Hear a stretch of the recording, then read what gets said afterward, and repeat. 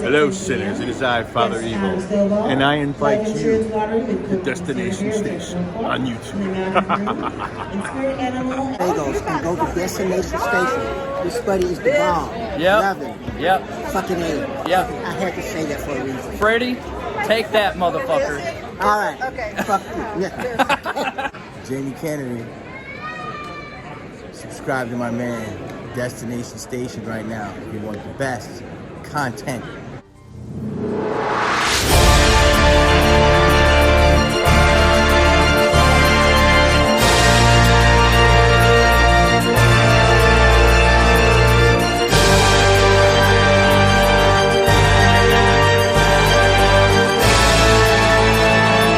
What's up? Welcome to Destination Station. As always, I'm Destin. Thank you for clicking on this video. Subscribe to Destination Station if you want Scream, Halloween, and everything in between. And follow me on all my socials. All the links are down in the description below. And today, I want to talk about a little bit of Mark Kincaid, some Patrick Dempsey. Is he coming back? Is he not? A lot of people are expecting him to show up in some form. Is he going to be a main character?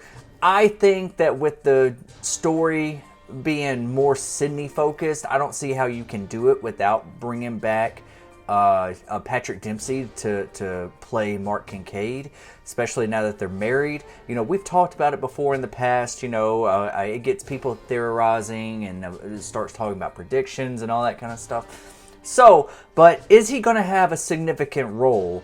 And that's what I want to talk about here today, because if they are married, I always thought it was kind of like kind of odd that he let Sydney go by herself, you know, to Woodsboro in Scream 5 when Ghostface attacks were happening. You know, especially with him being a father, yeah, a husband. And, you know, a detective. I'm pretty sure he's probably retired at this time, or maybe he's working for the FBI, you know, like similar like Kirby Reed. But I have to say that, like, at least I think that he's going to have some sort of significance in this. Maybe he's going to be one of the main roles. He's not new to horror. You know, he was just recently in Eli Roth Thanksgiving, which, you know, he played a cop character in that as well. And it kind of got me thinking, like what, you know, like exactly where we're going to go with this, if this is going to mirror Scream 3 in some capacity, because a lot of people, I haven't really heard a lot of people talk about that since we've had the announcement of Kevin Williamson and Sydney being back attached, you know, with Melissa and Jenna out. It makes me think that where are they going to go with this? What's the direction? What's the setting? Are they still going to mirror Scream 3 like, you know, the past two mirrored Scream 1 and Scream 2? So it would make sense if Mark Kincaid is back, and that would be like, you know, like it would make you, you know, remember Scream 3 a little bit more. Maybe it will mirror Scream 3 in some capacity. But what if it's a little bit deeper than that? You know, what if it's something like something from Scream 3, you know, like if you've already seen the title of this thumbnail, you already know that where I'm going with this is that what if Mark Kincaid was the other killer, you know, an accomplice with Roman Bridger?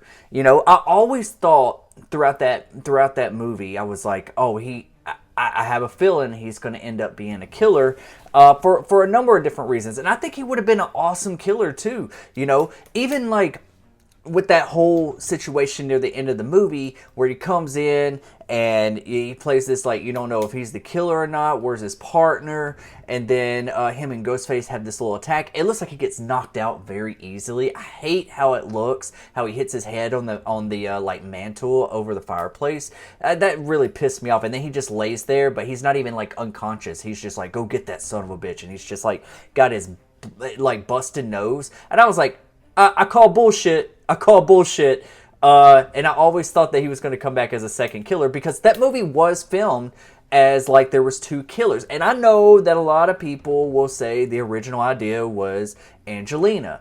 Angelina was supposed to be the other killer. I always thought Angelina was too obvious. I thought she was the red herring, you know. Which, you know, these movies, they do a lot of red herrings. But Angelina was just like, I was like, man, it's too much. And honestly, I think that's one reason why the studios decided not to do it, even though that it is on record that they only wanted one killer. So that's the main reason. But I also think that like it would have been too obvious if it was Angelina. I wouldn't have been mad, you know, and some people still argue the fact that she's still alive. But what if it isn't Angelina?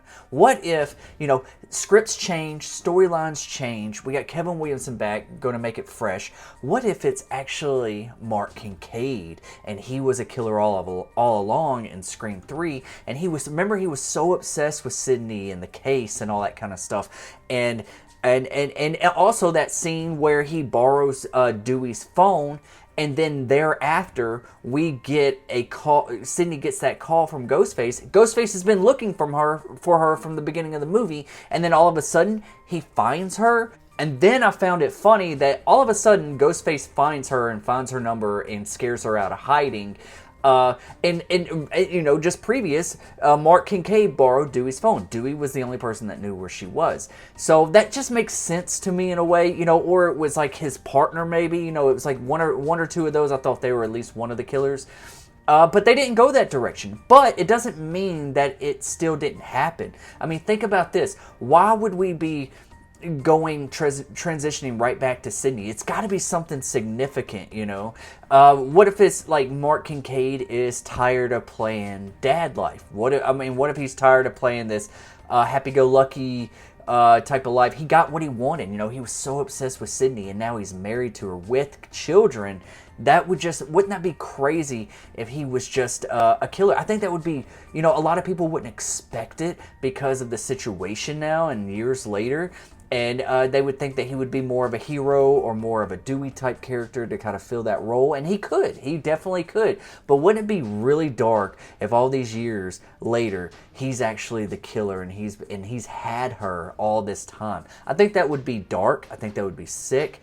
I wouldn't be mad at it. I wouldn't be mad at it. You would watch Scream 3 in a different lens. And also think about like how obsessed he was with Sydney and the Maureen Prescott murder and the case and all that.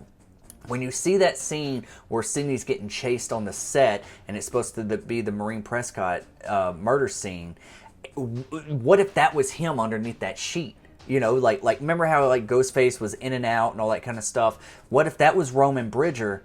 But how crazy and sadistic Mark Kincaid is, how obsessed he is with this case.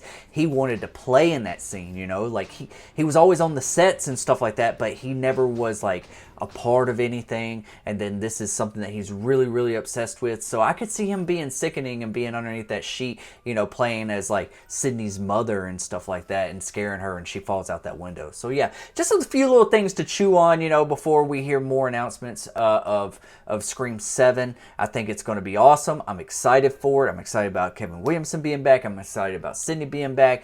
I'm pretty sure we got Patrick Dempsey. You know, he did put out something on Instagram not too long ago. It said, "Hello, Sydney," even though it was Sydney, Australia. I think he's toying with this. He just can't announce it yet until he gets the green light. So yeah. What do you guys think about this? Do you want to see Patrick Dempsey back? Do you think that he's just going to be a good guy? Wouldn't it be crazy if he was like the opening kill and that scares Sydney out of hiding? You know, like that would be really dark too because they have children together. But if they play it like they're together and they're a team and all this kind of stuff all the way through, maybe there's a different motive for Mark Kincaid. You know, maybe something else has came into play.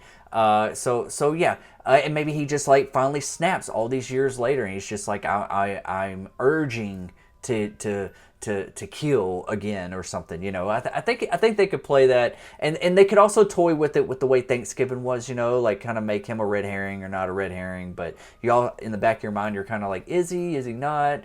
And then you think he's not, and then it's like, oh, he actually is, you know, kind of like how they did Billy, you know. It's always the boyfriend, it's always, but in this case it's always the husband. Anyways, love your faces. This is Destination Station. Let me know what you think about it in the comment section below. Subscribe to Destination Station if you haven't already. And I'll see you guys when I see you guys. And be a part of Scream Talk every Friday night, 10 p.m. Central. I'll be right back. I'll be right back.